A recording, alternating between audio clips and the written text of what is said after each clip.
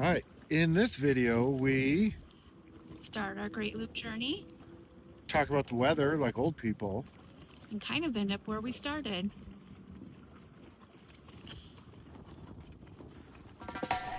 This is our trawler, Hobo, a 1984 Sundowner Tug 30. We are on an adventure to complete a 6,000-mile journey called America's Great Loop.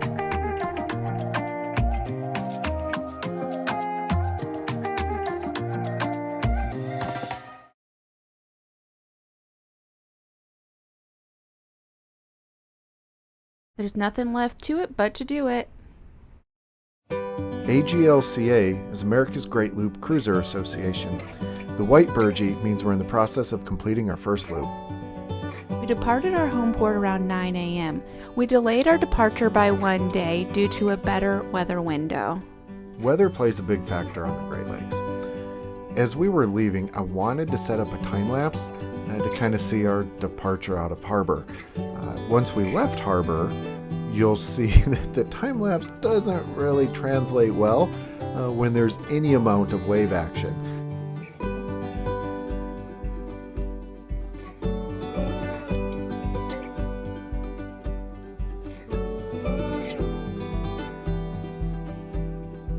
So the day started off a little sportier than we anticipated, so I was at the helm most of the day. It seems that when I am in control at the helm, I can focus on the horizon a little bit better, and it allows me to not feel sick as I do when I'm a passenger.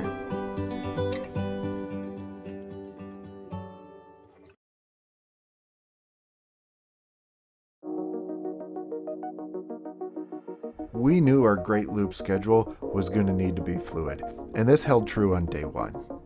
We were originally forecast to have 3 to 4 footers on that first travel day, that Friday, but if we waited a day until Saturday, it was supposed to be 2s and 1s. Keep in mind the wave forecast is an average height, so when it forecasts 3s to 4s, you may see 6 to 8s, and 1 to 2s really means you'll see an occasional 2 to 4.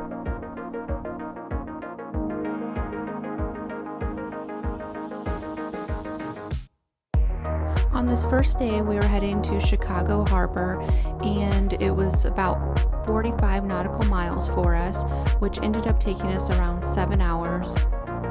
We didn't venture more than a mile offshore just to avoid some of the bigger waves.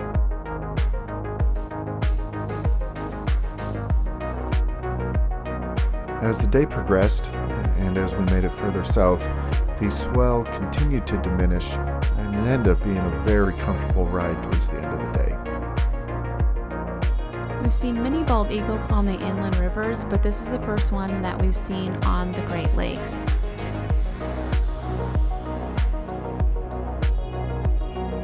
Lake Michigan water is just beautiful.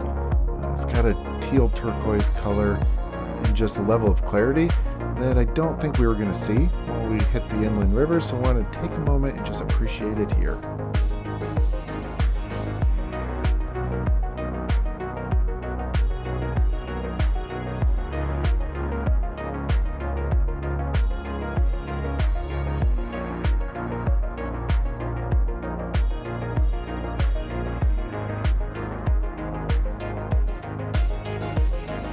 In total transparency, we were both a little anxious about this trip. Not because we're not familiar with the boat or not because we haven't done trips before. I think it was just the magnitude and size of what this trip meant. Having said that, by the time we completed our first night, I think we both felt pretty good.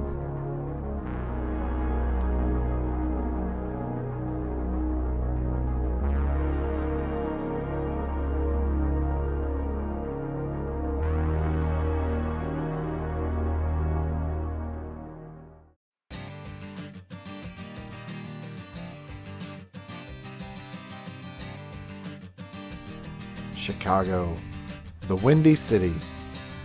Never done, never outdone. We did get an early start that morning because the Windy City proved to be windy.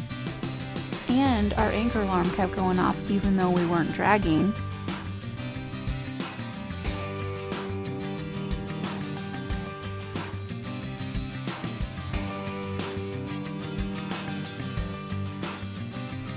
a Sunday morning, and with the wind and rain, cold temperatures, we definitely were out before other boats or the majority of foot traffic, but we still really enjoyed seeing the cityscape, the architecture, the buildings. It was quite different from when we were in Chicago a few months prior, but still equally stunning.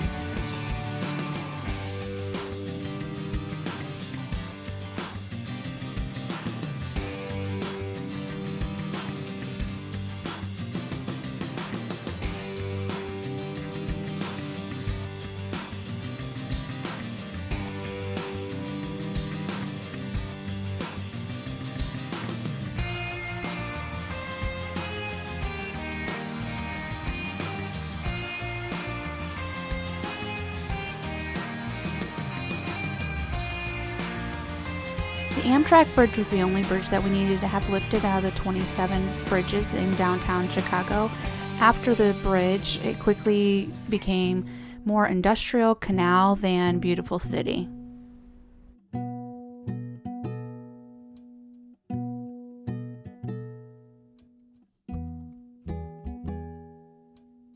The Chicago Sanitary and Ship Canal is a man-made waterway that connects the Chicago River to the Des Plaines River.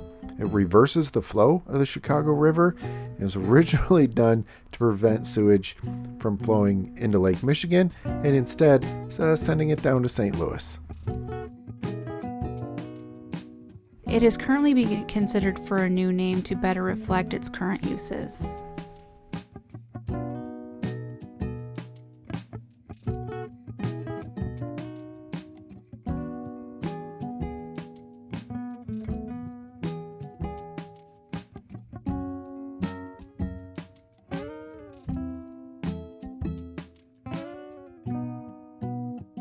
The Chicago Sanitary and Ship Canal Fish Barrier is an electric fence.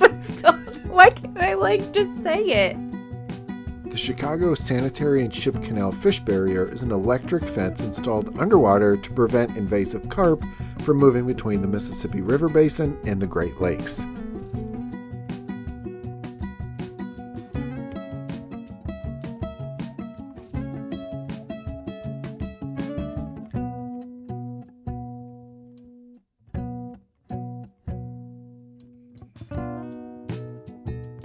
On this day, we had 37 miles to travel from Chicago to Joliet Wall, and we had 2 locks that we had to go through, the Chicago lock and the Lockport lock.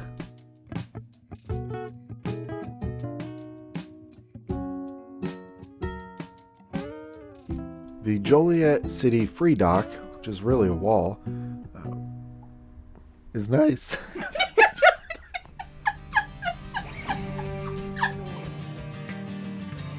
The Joliet City Dock is a wall right on Bicentennial Park. The stop can be a bit rolly with the tows coming through, but it was really nice to be able to get off the boat and stretch our legs.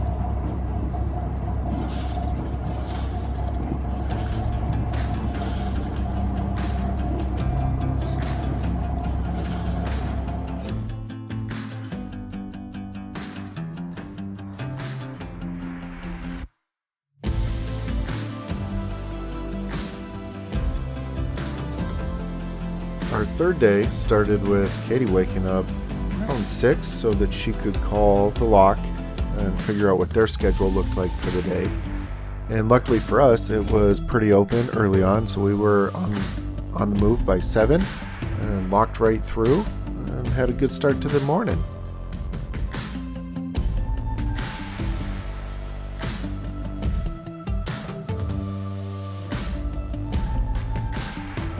Remember when we said we needed to be flexible on the loop? Well, that was the case here. We were traveling on Monday instead of our Friday through Sunday schedule. I was at the helm most of the day while Jake was working.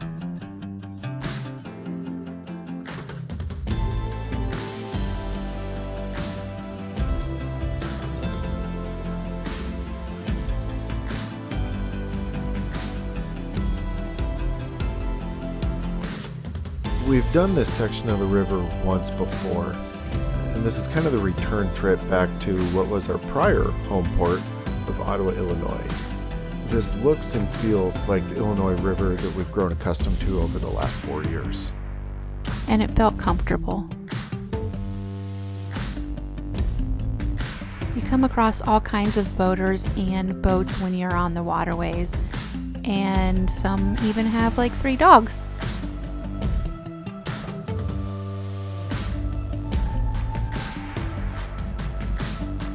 Boat has all the Coast Guard required safety equipment and then some extras. We have tow insurance, we have plans, and we have backups. But it's still good knowing that there are resources that actively train and are prepared in the event that we need them. Thank you, first responders.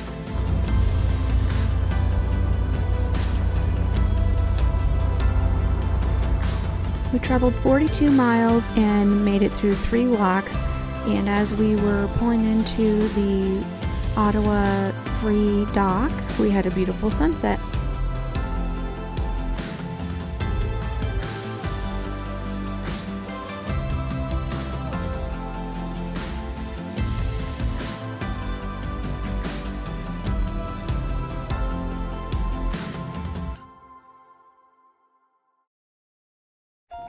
As planned, I was able to work remotely. With the exception of those that know I'm on this trip, I'm pretty certain nobody was able to decipher that I was not working from home.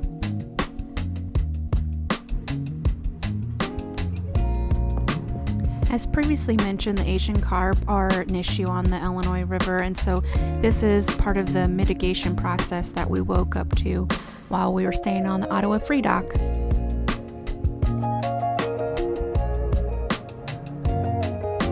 So their process was to throw down nets, and then it would make a bunch of noise and the Asian carp would get scared into the net.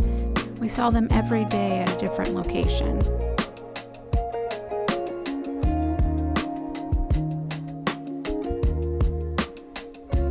It's stated that cruising is nothing more than doing boat work in exotic locations. This trip started off true to that. I did have to replace a negative cable on the battery, but otherwise not too bad. Napa helped out. Napa know-how. We stopped at Heritage Harbor and filled up our fuel in our water tanks.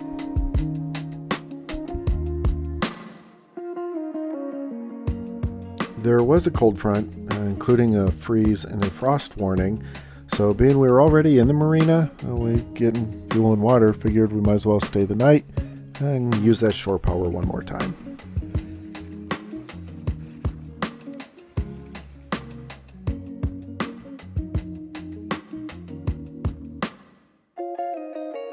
We made a short hop from Heritage Harbor Marina to Buffalo Rock to anchor out for the night to get ready for our next leg of the journey. Colors were just starting to change. Hopefully we'll see more as we continue down the river.